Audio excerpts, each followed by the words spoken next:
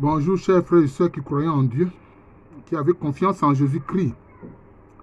Vous vous souvenez de ce passage des évangiles où Jésus-Christ s'est assis au bord du puits de Jacob et la Samaritaine qui est venue le trouver et qui a dit, mais nos ancêtres nous ont dit que c'est sur le mont Garizim, la montagne de la bénédiction, c'est sur cette montagne-là qu'il fallait adorer Dieu. Et Jésus lui a dit que le moment vient où les véritables adorateurs vont adorer Dieu en vérité et en esprit. Je voudrais ici simplement, à travers cette vidéo, montrer un peu l'évolution des choses jusqu'à cette révélation du Seigneur Jésus-Christ. Adorer Dieu en vérité et en esprit. Mais anciennement, qu'est-ce qui s'est passé? Quand les Hébreux sont arrivés dans ces régions-là, parce que la zone où finalement le peuple samaritain va se former, c'était la zone où, après le règne de Salomon, va se former le royaume d'Israël. C'est-à-dire la partie nord. Et puis maintenant, la partie sud va se former le royaume de Juda. On appelle la Judée, la région de la Judée. Alors, le mont Garizim était dans le royaume d'Israël. Royaume qui a été détruit 800 ans avant Jésus-Christ par les Assyriens. Royaume de Juda qui a été détruit 600 ans avant Jésus-Christ par les Babyloniens. Alors, le mont Garizim, il est dit, c'est la montagne de la bénédiction. Oui. C'est là que se faisaient les libations, les prières, les invocations pour demander la bénédiction de Dieu. Pour demander la bénédiction de Yahvé. Mais il faut savoir qu'en Israël, Dieu était plutôt adoré ou invoqué sous le nom de Elohé. Elohé. Vous voyez, Elohé. Mais toujours en Israël, à côté du mont Gerizim, ou Garizim, il y avait le mont Alban. Le mont Alban ou Elban, c'est la même chose. Voilà. Les voyelles sont suggérées en fait dans l'hébreu. Que les gens ont appelé la montagne de la malédiction. Mais je pense que les gens n'ont pas bien compris. Ce n'est pas la montagne de la malédiction. C'est la montagne de la justice. C'est-à-dire que c'est sur cette montagne-là. Ceux qui ont fait du tort, disons, ils ont la récompense du tort qu'ils ont commis. Voilà. Donc, quand ici, les gens viennent invoquer Elohé et dit, par exemple, telle personne, si telle personne enfreint la loi dans tel domaine, voilà ce qui lui arrivera. Et c'est ce que les gens ont appelé malédiction. Mais en fait, c'est lié à la justice. C'est lié à la justice. Voilà. Il est dit, tu adoreras le Seigneur lui seul. Voilà.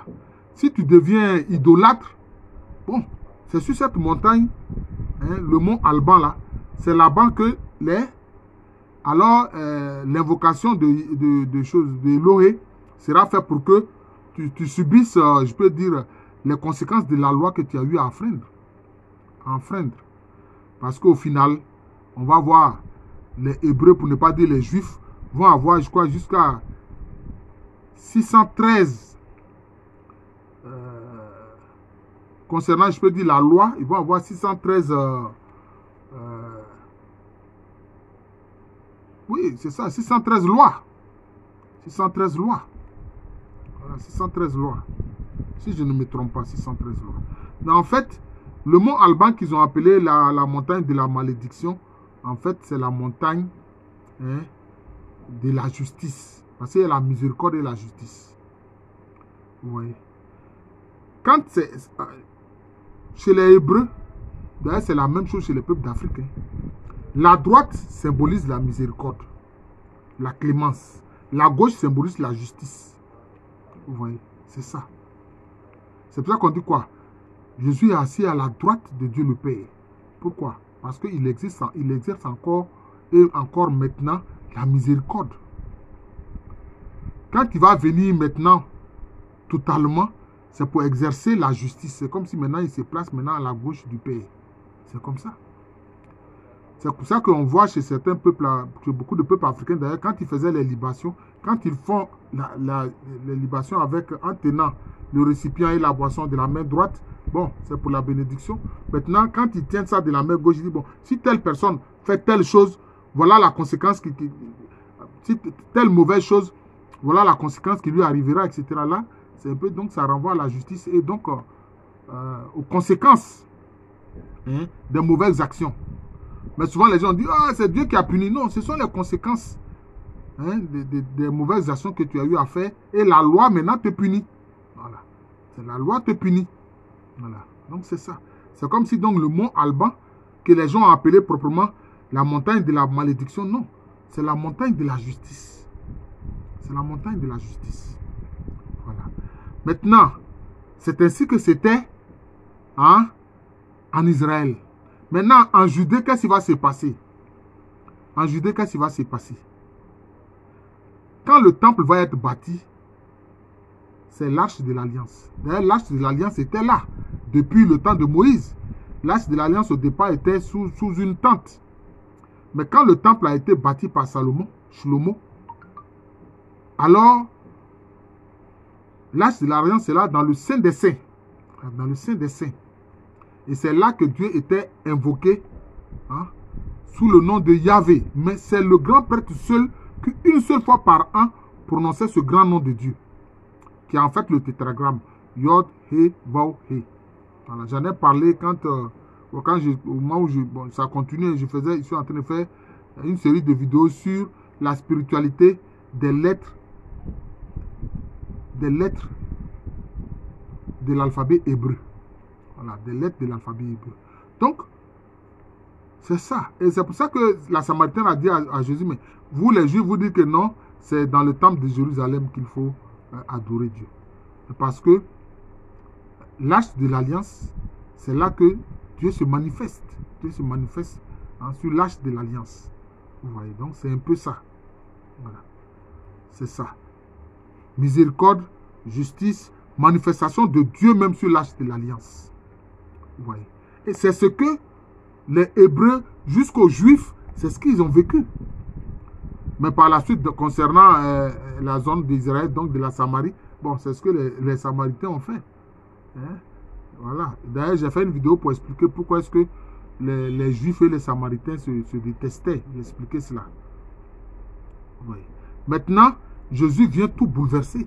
Il dit non, vous fatiguez.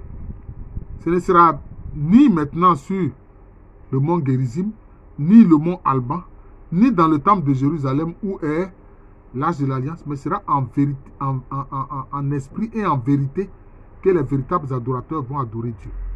Vous voyez. Donc c'est comme s'il y a une évolution dans la compréhension de l'adoration.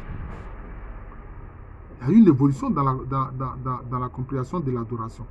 Jésus fait une révélation de taille. On adore Dieu maintenant en vérité et en esprit. Pas sur le mont Gérizim, pas sur le mont Alban, pas dans le temple de Jérusalem. Voilà.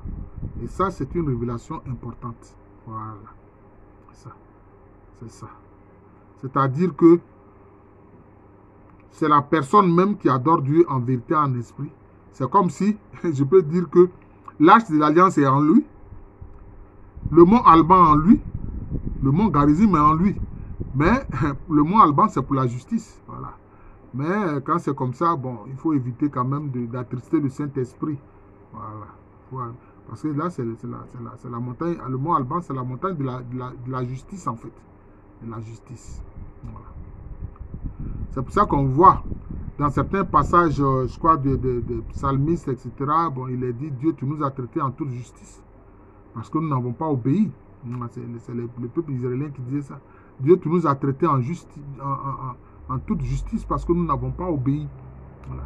C'est cet esprit-là, je peux dire, cette façon de faire-là, qui concernait justement tout le rituel, les invocations et les prières qui se faisaient sur le mont Alban.